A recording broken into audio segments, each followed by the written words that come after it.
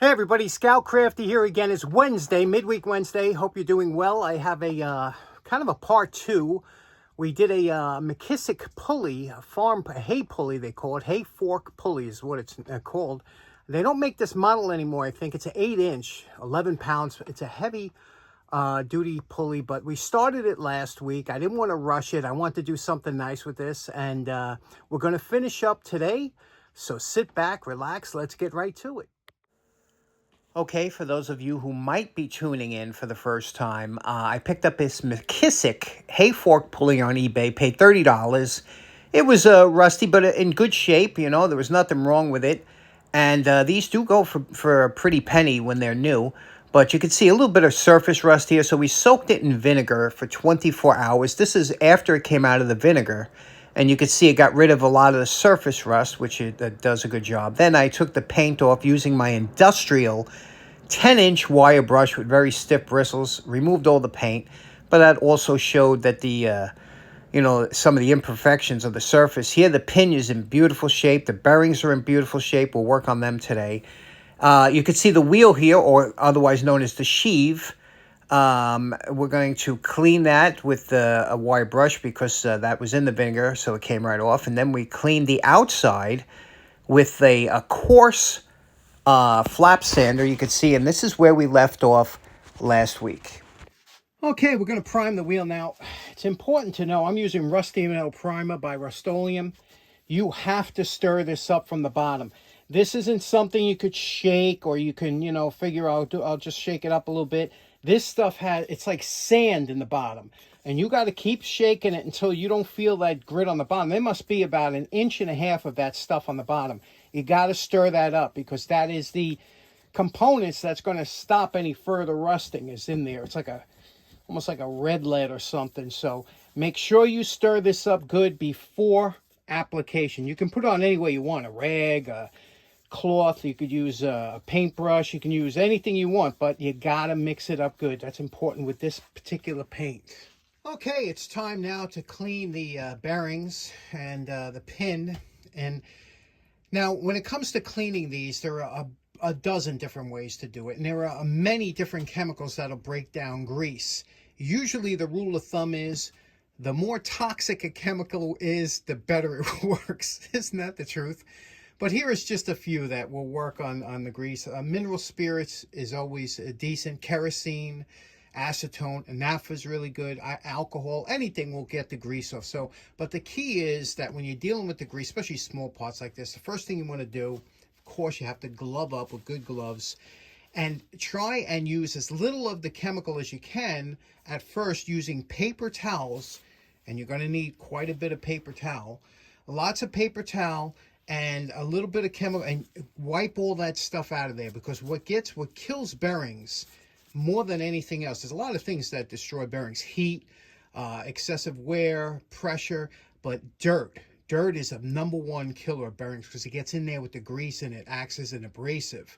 So we're going to clean it with the paper towel because we don't want to waste too much of this. Then we'll put it into a small container and use a parts brush or an acid brush with some of the choice, whatever you're going to use, solvent, and clean it that way. Okay, this is just an example of some of the paper towels, what you'll get off of this, just the grease. But you see here, what we have is we dug out any of the grease that was in here using a toothpick and things like that. And I'm using naphtha because I'm down the basement and I don't mind the smell of this. So now we're going to put a little in the tub, a little there, and we're going to use the brush. But don't throw this out just yet. Now, believe it or not, this used to be taught in all trade schools, and this is a very satisfying operation. But here again, we're using a naphtha, and this is very much what you find in lighter fluid is the major ingredient.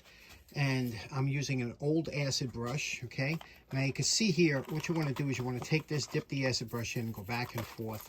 And again, I know a lot of you guys, this is, believe it or not, a very satisfying operation. Cleaning old bearings, getting all that old grease, and working that brush in and out of those grooves to make sure there's no grease left. And along the top too, because they have, what's interesting about this type of roller bearing is there's 4 pins. 1, 2, 3, 4 that are stationary, that don't move. And that holds 3 rollers in between each one of those pins. So this is a captive. Sometimes they come apart. This one is captive, and we're going to give it a good cleaning. Make sure you get inside and out, and then we'll come back. I'll show you what it looks like. Okay, now the reason that you didn't throw out or discard this old rag is because when you have to get rid of this dirty fluid, a lot of times, especially we only used about a ½ ounce, the best way to do it is to absorb it into this paper towel here, this dirty paper towel, and then wrap this up either in a, sometimes you can even wrap it into a plastic. Here I'm using some packing cloth, and then just toss this out in the garbage like that. Let me show you the bearings now. The bearing here, look how clean that is and nice and spins easy. Now before we grease it, I'll show you how I grease it later, but this is all clean. Everything's clean. The pin is clean. So let's get working on the casing. Now, when you look at a pulley like this and you say, wow, how can they get that kind of money for a pulley just as what they call a hay pulley? That's a lot of money, because this is a lifetime pulley. This is a pulley you buy once, cry once. And let me show you some interesting aspects about this. Where normally they would just use a piece of steel or whatever, or stamped steel. This is a cast wheel, okay? It's a cast wheel. And what they did was, I'm surprised they didn't paint the thing. I did. I took all the rust off. I painted it with the rusty metal primer, so that won't rust again. But look at this interesting. Here they sleeved it. This is a sleeve in here. And if you look real close, you could see it's a steel sleeve. And if you look at the bottom here, this is what I find really interesting. Look, yeah, you see that right there, right here. If you notice, it looks like a V. And the reason that's like that is because when grease gets onto the pin, this V will distribute the grease along the entire shaft of the pin. That's what that V is there for. Great engineering there. And now it's important that, what's really important is when you're cleaning your wheel, you got to inspect the entire wheel.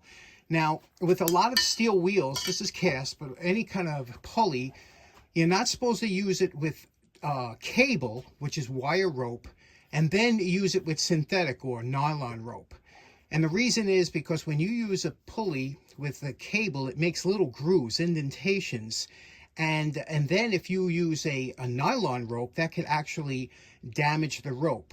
Again, we're talking when you're using like a ton of force, not if you're just lifting a bucket of water, you know, so that's what's important. But here I went through the whole thing. I wire brushed the entire inside of the wheel so it's nice and smooth, and then we'll continue it later. I'll hit it with the 5-wheel and wax it. But so we have the inside down. Now we have to work on the shell. And again, that's plate steel, which is here. I painted the inside after cleaning it with the rusty metal paint, so that we don't have to worry about that rusting up. But now we just have to work on the outside, what I want to do here. And I had some ideas. I was kicking it around. Let me see if we can do what I was thinking. Now, last time we went over the entire shell with a coarse flap disc. Now I'm going over it with a fine flap disc, and you can see the difference here, the deeper scratches compared to the lesser scuff scratches, and I did that for a reason. Now, some of you longtime viewers of the show might have figured I might have gone this route, but I'm using a stiff wire brush in my drill press to create swirls, which is very close to jeweling. And the reason I was doing that is so that it would hide the imperfections of the steel without me having to worry about filling it or painting it or something. And I'm very happy with the way it came out. You could see here, it has a very attractive appearance to it. So that worked out well.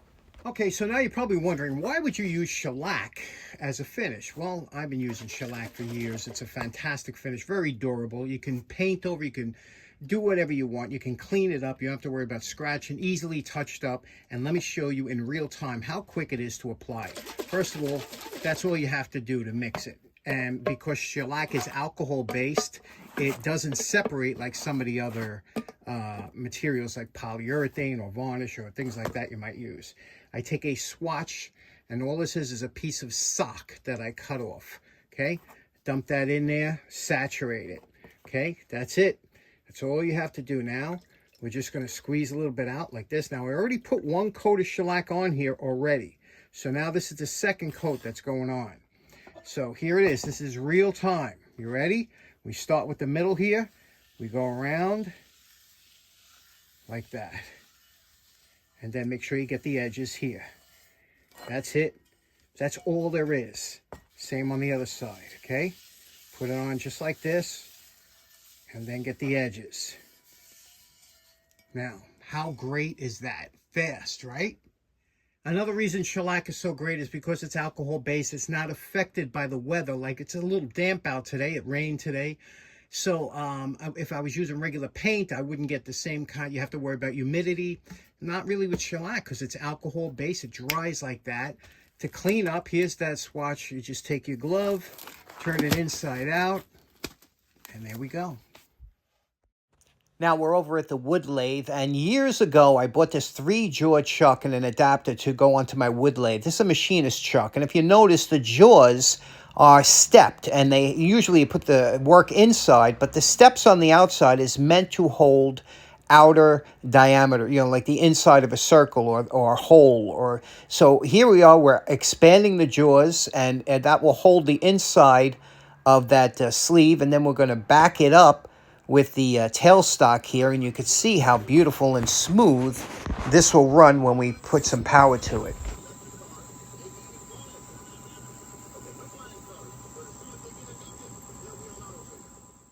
Here I'm using some vintage metal polish just to clean up the inside here. I'll go through this a few times, then I'll do the same thing with wax and get that nice and smooth. Okay, they call this a sheave, is all polished up here. You can see here, nice and smooth. I could run anything in there, anything I want. It runs very true. It's in good shape. Let's get it all back together. Okay, next up, it comes to fun time, to grease the bearing. What I like to do is I like to put a little bit of light oil on the pins, the top of the pins. This is a Zoom Spout. It's a great all-purpose oil, non-corrosive. And that's just where the pins are here. See, I did the top and bottom already. Then lithium grease. Now, there are all different types of greases you could use. This is a slow speed pulley, so you don't have to really worry about having a high speed grease or anything, but you just want to push it in here from the inside out, and then we'll do the outside. But just get, you know, fill it with grease all here. As it spins, it'll grease itself, especially with that little coat of oil that kind of loosens it up a little bit. But this will spin like nobody's business. So here, and then you do a little on the outside, pack it in, and then we'll slip it into the sleeve here. And that's it. That's all we have to do. So here's the sleeve here. We're going to grease the inside of this here. Again, you don't need a ton of grease because it's going to ooze out anyway. But, and then we'll slip this in. It's a nice fit here. And there we go.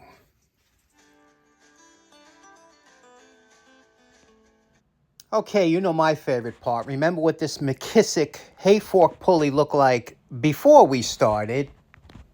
And we're calling this project done. You can see what we did here. And the whole reason we went with this jeweling or semi-jeweling is to protect the surface. Now I don't have to worry about scratches. I could throw it in a box. It's very durable surface that doesn't show chips or scratches. And, you know, if you would have painted the whole thing, you always have to worry about that. I did paint the top just to give it a little contrast here from too much silver. But what do you think? Very interesting. Spins beautifully, you know, all greased up. And, yeah, just a little something different. Let me know. Okay, so in closing, I just figured out 90% of what I do down here is practice for that one project that hopefully in the future I'll be needing some of these skills like engine turning or jeweling or anything like that. So it's all just practice, all just fun.